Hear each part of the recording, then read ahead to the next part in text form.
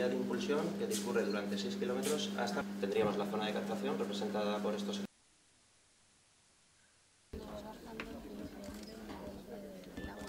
Desde la zona de captación hasta los puntos de suministro. El agua para el riego proviene del embalse de Mequinenza.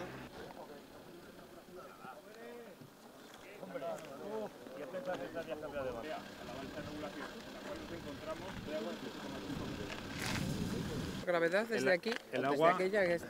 se capta desde el río Cinca, Sí. por mar incluso. Tenemos pleno acceso a cada una de los bombeos que tenemos en zona. Esto a nivel propio de parcela, luego lógicamente...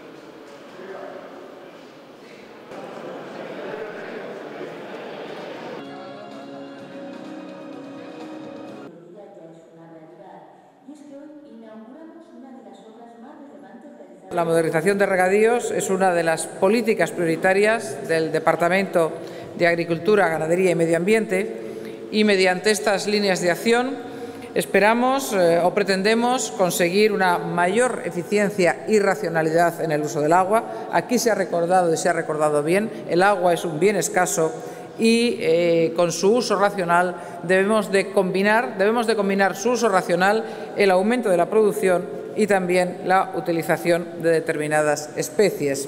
El Departamento de Agricultura, Ganadería y Medio Ambiente va a firmar próximamente con diversas entidades financieras de Aragón un convenio que garantice una línea de crédito en condiciones favorables a las comunidades de regantes con el fin de que puedan financiar su aportación a los proyectos de modernización y creación de regadíos.